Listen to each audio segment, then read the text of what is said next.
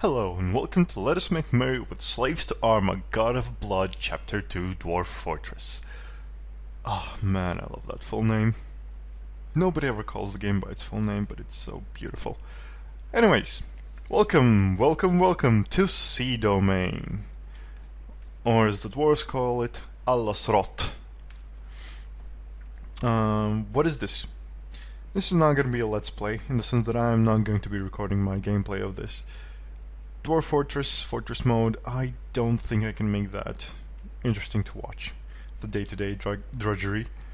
However, and the whole point of this series is that I am undertaking a building challenge.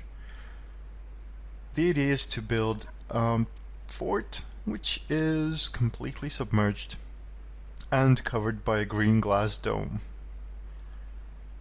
So, as some might call it, Atlantis. So what I intend to do here is channel out a huge pit.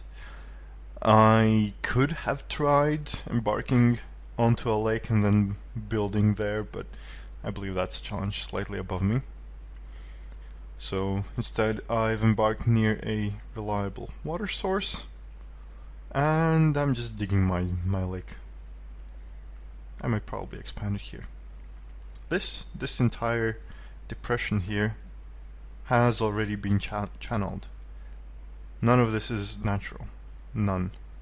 And here's dwarves working on the next level already. So that's the general gist of it. The thing that, so digging my own lake makes it kind of easier. On the other hand, I have embarked someplace where there is no sand, so encasing the fort in glass is kind of a challenge. Not to worry, I embarked with 200 bags of sand, so that should keep me covered. I can maybe even draw the general outline of the fort, of the dome, not the entire fort. But I will be relying on a literal ton of exports, or imports, of sand. Luckily, the caravan has arrived this year. I've already requested more sandbags, so things should be progressing well-ish. So yeah, the finished design is intended to be all underwater except a single-axis platform, possibly here, with a retractable bridge to the shore. That is also going to be the trade depot platform. So we'll see how that works out. Everything else should be underwater and made of green glass, or, well, at least under a dome of green glass. I'll see what my actual options are. Maybe the buildings will be stone, maybe not. However it goes. Since I'm focusing on a particular architecture challenge, I'm not setting any real limitations on what dwarves do, how they act, and this fort here is just a basic upkeep fort. I'm training a military of 6 Mugs dwarves, 5, and just basic farming facilities, basic housing, the tiniest dining room ever. 3 tables, no, 2 tables. 2 tables. Yeah, just the bare necessities. Probably will expand when there's more dwarves here, more to feed, but I might actually expand downwards, just directly into the pit, into the quarters that they will eventually inhabit anyway. So my plan here is to dig roughly 4 or 5 levels down, maybe some places deeper. Have a bit of terrain to the lake bed, and this corner might be the shallower one. I plan to make a dome, sort of separate identifiable domes here, one here, a third one here, connected by tunnels, maybe smaller side domes, things like that.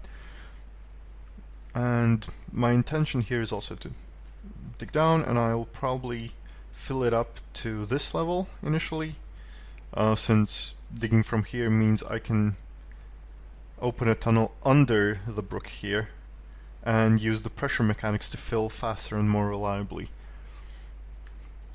But in the end I plan to also dig a hole here and have this be the actual final level of water. So that's the general plan. I hope I can survive until the construction is finished. If not, well, there's always reclaims. And, well, I guess it's mostly a race against time. Can I build the fort before the goblins get me? Because seriously, once it's finished, there's no way they're getting in. Well, unless winter hits. I mean, this is in a climate where winters are freezing for roughly a week, and you know, my impregnable fort might suddenly become an easy stroll. But we'll let that happen when it comes. Also, peculiar discoveries. Strip mining, actually ridiculously effective. Digging just one layer down and having not a lot of area, actually not a lot of area being within mountainous regions where it's stone like this part, not soil, you get a ton of gems. There's also some bugs there with the bins, but whatever. And the other thing you get a ton of is wood. I mean, it helps that I am embarking in a heavily wooded area, heavily forested, but still, there's a lot of wood here, a lot of ore, and a lot of gems. And that's just from basic one layer strip mining. So, you know, if you want to make some quick cash, that's, well, not quick, but easy. Certainly easy. That's one way to do it. So, that has been me from Seadomain. Yeah, final things. We have a population of 24, only 4 miners at the moment, but I shall move some more people into the profession, possibly after immigrants arrive, because pretty much everybody is doing something useful at the moment. Food is a slight bit of a problem, or rather, I don't have a comfortable surplus. I have enough to feed everybody, but that should change with immigrants, actually. Otherwise, things are, for now, going great. Only a tiny emu incursion. No big troubles yet. And well, let's see how it goes. And this has been Halceon speaking. This has been Seadomain, and I'll see you next time. So long.